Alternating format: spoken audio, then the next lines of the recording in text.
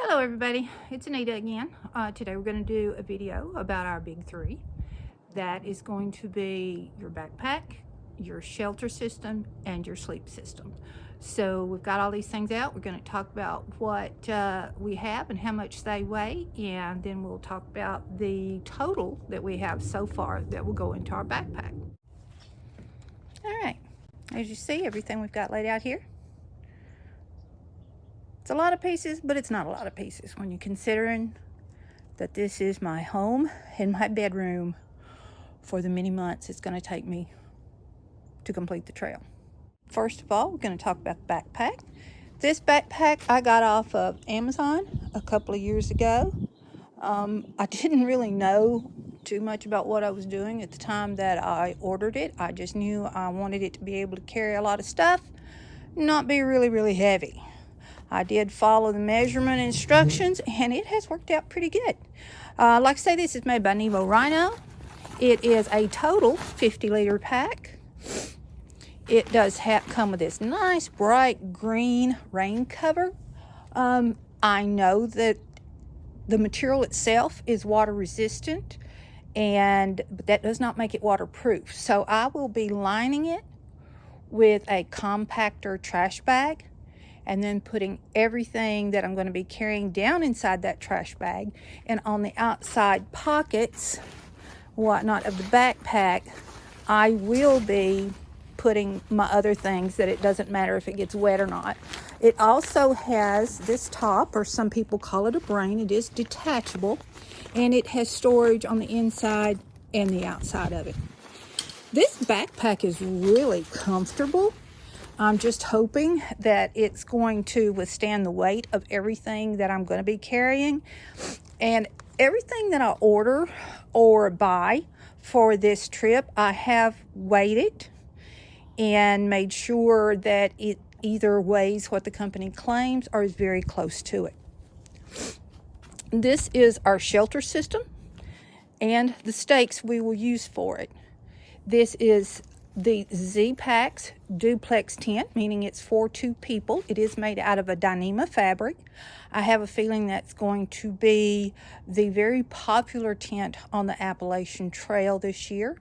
Either the duplexes or the triplexes, because people want to have just a little bit of extra room, I think, so that they can stretch all their stuff out and scatter it around their tent and just kind of reassess at the end of the day. Plus, it kind of, being able to keep your backpack inside your tent is going to help keep critters from trying to get in to your backpack while you're asleep. This tent, I got it with the slightly thicker Dyneema fabric. So I believe this one weighed a total of, let me check my notes. Let's see, the tent and the bag that it comes in weighs 1 pound and 5.3 ounces. I did get it, like I say, in the thicker Dyneema fabric because, as you can probably tell, there's a little bit of transparency going on with this material, and I didn't want people to be able to see me if I'm changing clothes or something like that in my tent. Now, the stakes that I got are also Z-Pack stakes with the Dyneema bag because they are lightweight, and they're made out of an aluminum material, have a little notch in the top of them right there so that your guy line can fit in there, and then it's got the nice little Dyneema strings so you can help pull them up out of the ground. I got the 6-inch for most of the perimeter of the tent, and then I got the 7-inch to stake out the vestibules. Thought that might be a little bit stronger. We'll see how that goes. The tent bags with the stakes in them weighs 3.1 ounce. Okay. I didn't tell you, the backpack weighs 2.65 pounds. So far we're doing pretty good. All right, come on over here. We talked about our sleep system now. Our sleep system, we're going to start first with the air mattress. That's what we're going to be laying directly on top of. I chose to go with the Thermarest Neo Air X-Lite. This mattress only weighs 8 ounces because I chose to go with only the 47-inch length. I did that for 2 reasons. First of all, the fact that it's very lightweight. And second of all is I'm not a very tall person. And if I'm laying on my side and I'm kind of curled up, I'm not a whole lot longer than 47 inches anyway. There is an R rating on this mattress of 4.2, which means that it's pretty good at insulating from the cold coming up from the ground. I definitely am a cold sleeper, so I need whatever I can to stay as warm as possible. Okay, next we're going to talk about this little solid foam pad right here. This is an accordion pad. It is made by Appalachian Trail, which, as everybody probably knows, is a brand that Walmart carries. This cost me less than $20, maybe a little bit more once you add sales tax to it. The reason I decided to just go ahead and get this one at Walmart is it had the same R value of 2 that the higher priced ones have, and I knew I was going to have to be buying a lot of other things to go on this trip, so I decided to cut costs where I could. This pad weighs a total of 1 pound, 3.1 ounces. The next thing we're going to talk about is a pillow. This is an inflatable pillow, and I can't decide whether to take this or not. I've used it in the past, but sometimes the way I sleep, it just doesn't seem to be thick enough. It's very lightweight. It only weighs 2.9 ounces. I got this off of Amazon, paid, I know it's less than $10 for it. I can't remember exactly. It does really well. It's easy to pack up. It stays inflated. But I discovered something a couple of days ago that I'll tell you about here in a minute, which is why I cannot decide whether to take this or not. Now, I'm a very, very cold sleeper, but I do have a tendency to kind of get warm during the night. So inside my sleep system, I'm going to be using this sleeping bag liner, even though I'm not using a sleeping bag.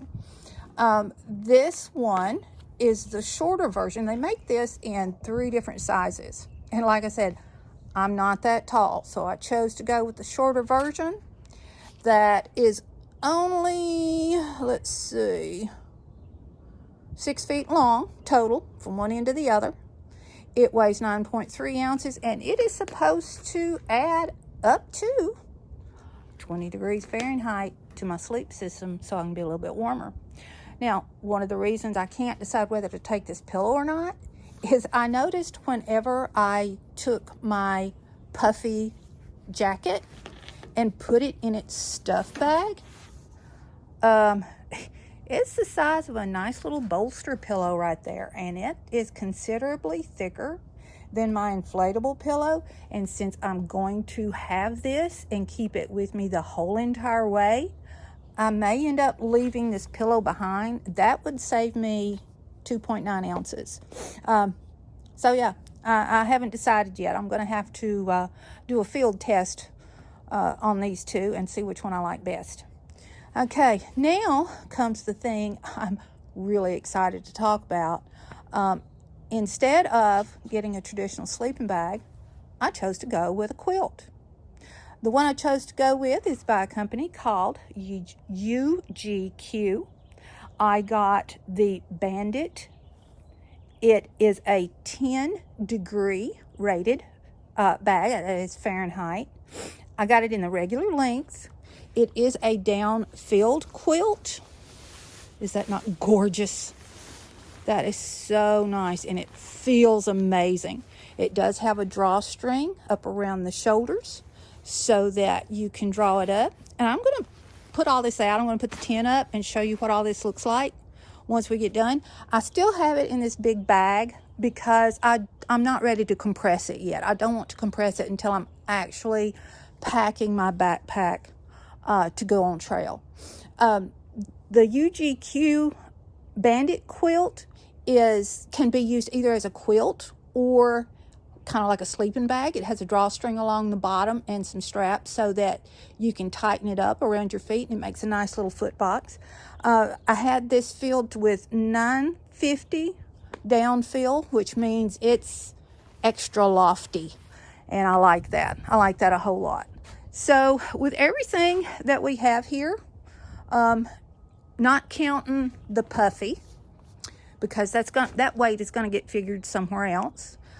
If you add all of this up, I'm looking at a base weight of just these 3 systems of only 7 pounds and 9 ounces.